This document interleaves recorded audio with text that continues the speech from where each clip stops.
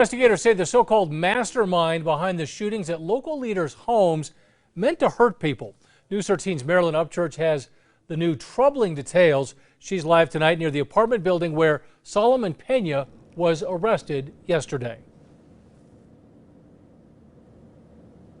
The new details are based on information from one of the hired hitmen who says he was inside the conspiracy.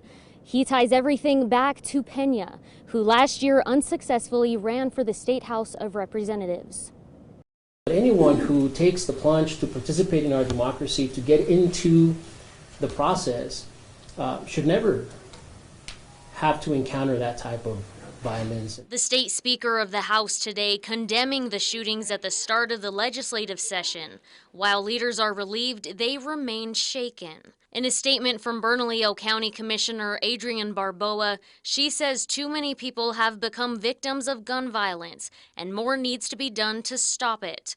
The Republican Party of New Mexico also condemned the violence. They say the accusations are serious and he should be held accountable if he is found guilty.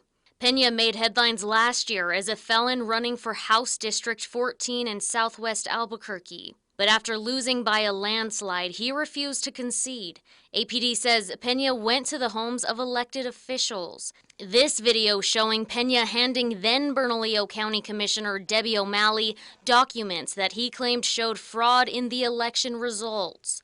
According to court documents, Pena conspired with 4 people, including Demetrio Trujillo and Jose Trujillo. It's not clear if they are related. A witness who says he was part of the conspiracy told police Pena paid them a total of $500 to shoot at the homes of 4 Democratic elected officials. That confidential witness, who is facing criminal charges, told investigators Pena texted them the addresses. In the earlier shootings, the witness says the shooters aimed above the windows to avoid hitting anyone.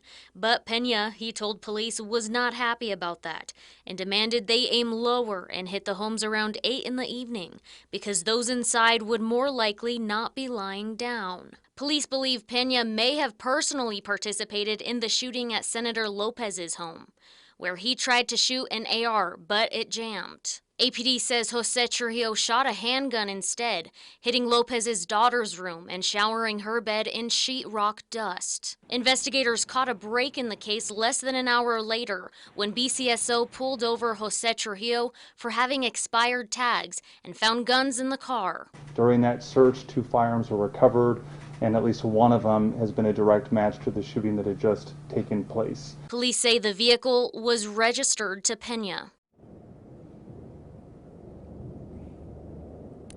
Pena is scheduled to make his first court appearance tomorrow. Trujillo faces federal gun and drug charges, but a motion to evaluate his competency was recently granted. Back to you. Marilyn, thank you. Police say 2 search warrants were served yesterday, one at Pena's home, the other at a home in the San Jose neighborhood.